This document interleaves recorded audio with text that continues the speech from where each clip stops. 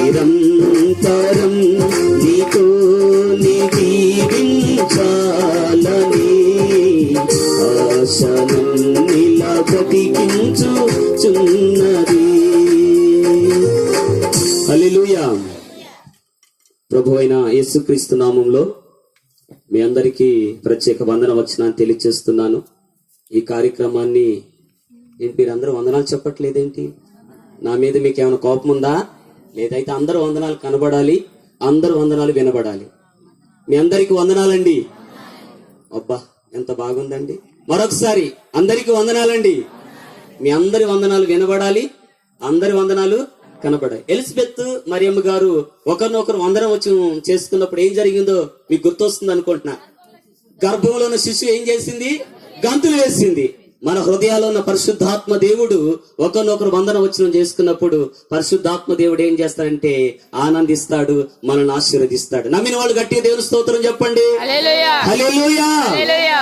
మరి చక్కగా మనల్ని నడిపిస్తున్నటువంటి దైవజన స్థానిక మరి ఉపదేశ గారికి ప్రత్యేక వందనాలు. చక్కటి మాటలు అందించినటువంటి ఎలీషాయి గారికి వందనాలు. మా అన్నయ్య జయరాజ్ గారు చాలా చక్కటి పాట పాడి ప్రభుని స్తుతించారు. ఇక్కడ ఉన్నటువంటి బాబు రాజ్బాబు గారికి, మరి మన మధ్యలో గొప్ప దైవజనులు ఇస్రాయేల్ అయ్య గారు ఉన్నారు.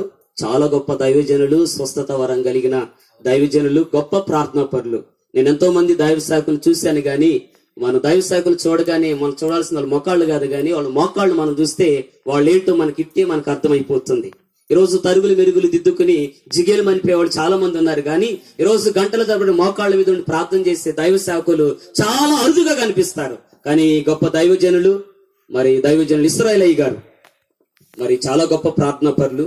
ఆయన ఫోన్లోని ప్రార్థన చేస్తే దయ్యాలు పారిపోతున్నాయి, రోగులకు స్వస్థత కలుగుతుందండి. హల్లెలూయా.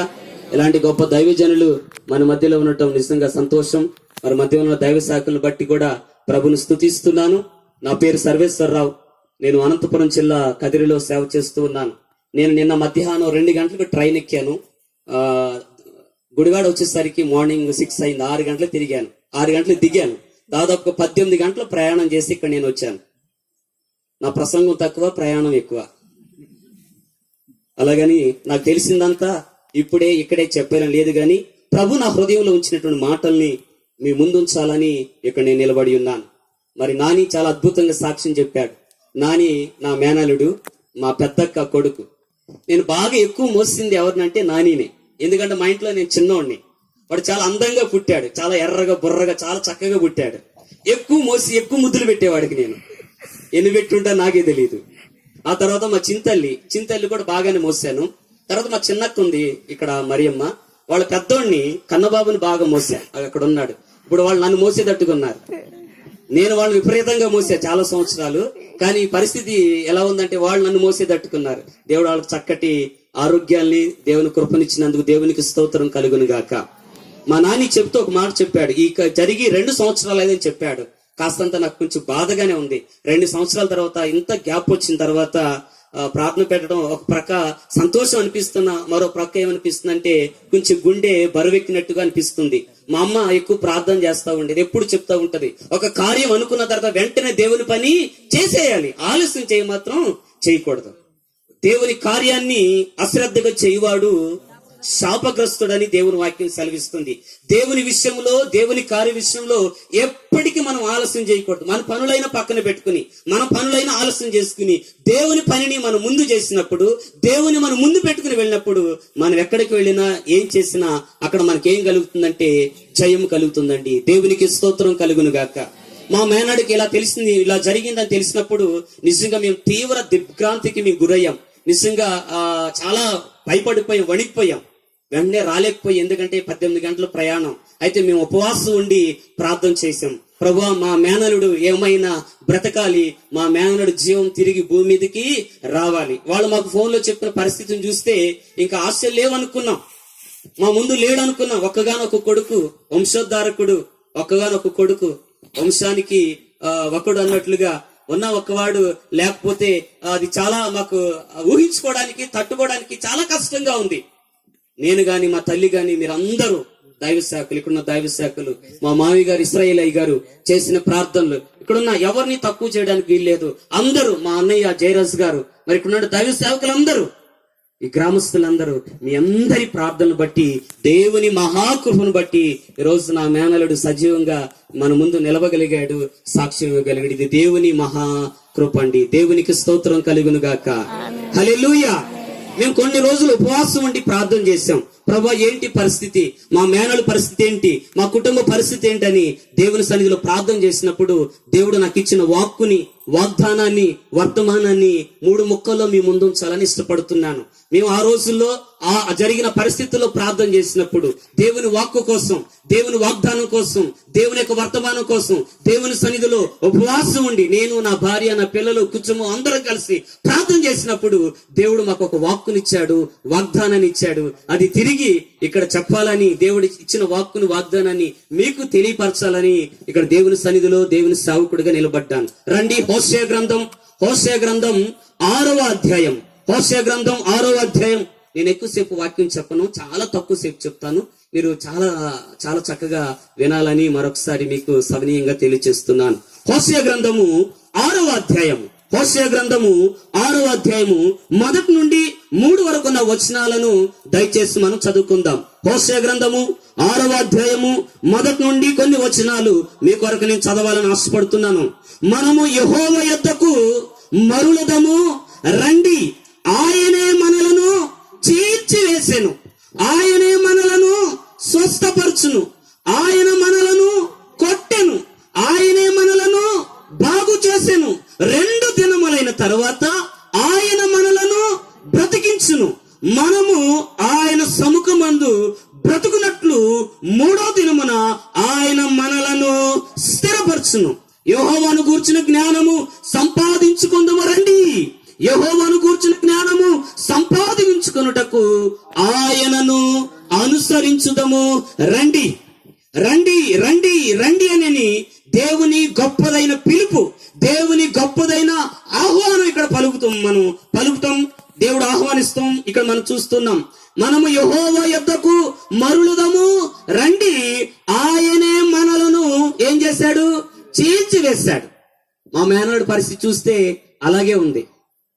మేము దాదాపుగా 5 రోజుల తర్వాత, 6 రోజుల తర్వాత వచ్చాం. ఒక చెయ్యి ఇలా పైకి కట్టేసింది, ఒక కాలు అలా పైకి కట్టేసింది.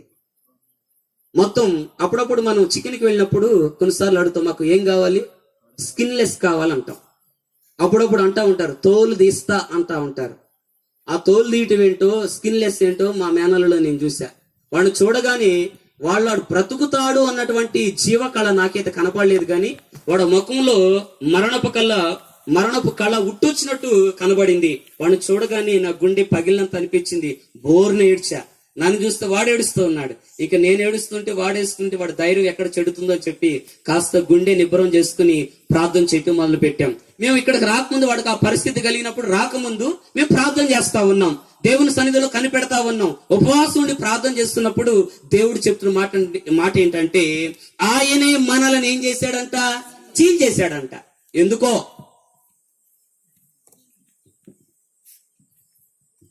మన దేవుడు చీల్చి చెండాడే చండశాసనుడా?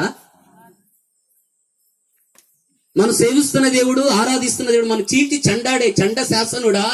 కాదు. ఆయన కరుణా కటాక్షం కలిగిన దేవుడు, ఆయన కృపా కనికరం కలిగిన దేవుడు. ఆయన కనికరమనే కోరేవాడు గాని బలిని కోరే దేవుడు కాదు. ఎందుకు ఈ పరిస్థితిని దేవుడు ఆమోదించాడు?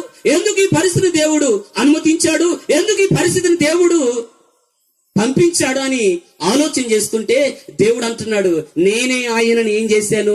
చీల్చివేస్తాను. ఎందుకయ్యా చీల్చివేస్తావంటే అక్కడ దేవుడు చెప్తున్నాడు, మనము ఆయన యొద్దకు మరులుదము రండి. కొన్నిసార్లు ఆయన విడిచి ఆయనకు దూరం అయిపోతున్నప్పుడు ఆయన తట్టుకోలేడు, ఆయన ఉండలేడు. ఒక దెబ్బ అయినా కొట్టి ఆయన మరలా తిరిగి ఏం చేస్తాడు? ఆయన వైపు ఏం చేస్తాడంటే ఆకర్షించుకుంటాడు. మనందరికి తెలుసు, గొర్రెలు దారి తప్పుతున్నప్పుడు గొర్రెల కాపరి ఏం చేస్తాడు? కట్టి తీసుకుని, కర్ర తీసుకుని కాళ్ళ మీద కొడతాడు. అది కాస్త కుంటుతుంది అనుకోండి, ఏం చేస్తాడు? తిరిగి భుజాల మీద వేసుకుని మోసుకుంటూ ఏం చేస్తాడంటే తీసుకుని వెళ్తాడు. బైబిల్ గ్రంథం సెలవిస్తుంది, రండి రండి రండి అని దేవుడు పిలుస్తూ ఉన్నాడు.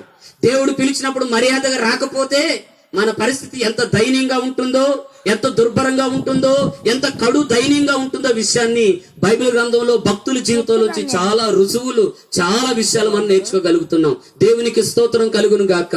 దేవుడు పిలుస్తున్నాడు, రండి. ఈ కృతజ్ఞత కూడిక ఏర్పాటు చేయడానికి మొట్టమొదటిగా దేవుని స్తుతించాలని, దేవుడు చేసిన గొప్ప మేలును బట్టి దేవుని స్తుతించాలని, ఈ గ్రామానికి సువార్త ప్రకటించాలనేటువంటి సదుద్దేశంతోనే ఈ దూర శ్రవణి, ఈ మైక యంత్రం ద్వారా చక్కటి శ్రావ్యమైన సంగీతాన్ని అందిస్తున్న సోదరులకు వందనాలు, మీకు ప్రత్యేక అభినందనలు. God bless you. ఎందుకు ఇంత రిస్క్ తీసుకున్నామంటే, ఎందుకు ఇంతమంది దైవ శాఖలు పిలిపించామంటే, మీ అందరి కొరకు ఎందుకు ఇంత మంచి భోజన పానాదులు ఏర్పాటు చేశామంటే, దేవుడు చేసిన కార్యము అది చిన్న చితకైంది కాదు. దేవుడు చేసిన కార్యం చాలా గొప్పది. మన దేవుడు గొప్పదైన దేవుడు. మన దేవుడు చాలా గొప్ప దేవుడు. ఆయన కార్యాలు గంభీరాలు, ఆయన కార్యాలు గొప్పవి.